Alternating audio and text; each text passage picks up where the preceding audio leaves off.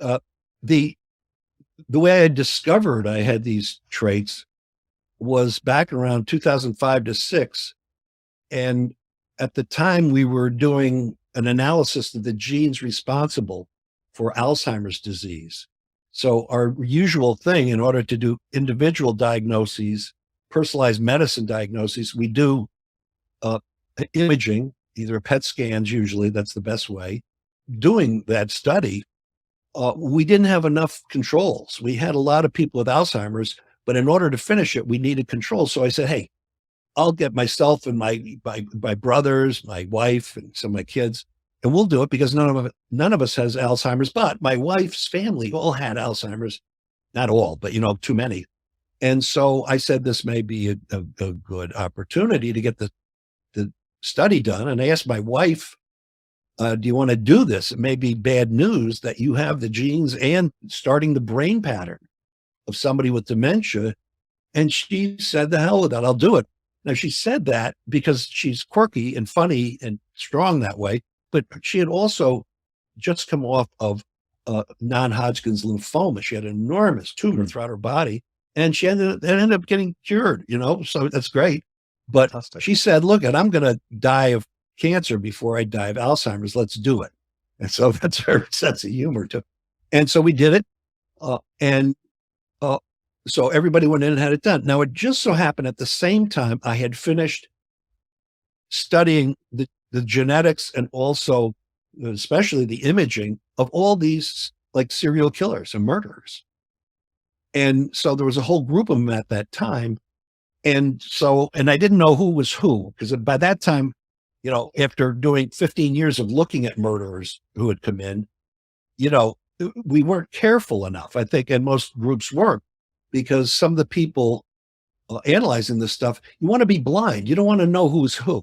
And so I made sure that I never know who was who. And so names were always covered up in any of the experiments. And so at any rate, I had just finished looking at all these new scans of these murders and had come up with a theory, a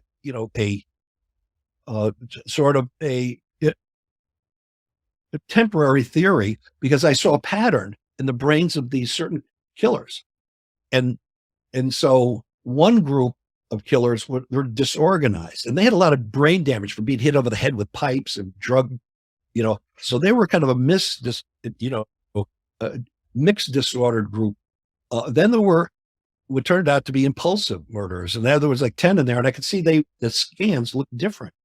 And then there was this other group of about 20 some odd, because I had some from before. And these were largely psychopaths. And I saw the pattern in the brain, and the brain pattern in the scan showed that certain areas together were turned off. And as soon as I saw that, I knew the circuit, like what I was talking about before. There's these connections in the brain, and they form certain functional circuits. And so the particular circuit affects social behavior, but also limbic or emotional function. So it's sort of the emotional connection between people. And I saw it, I went, aha. So then I, started to give talks. I wrote a first paper on that back in 2005, 6, on that pattern. And I became interested. It's not something I had looked at before.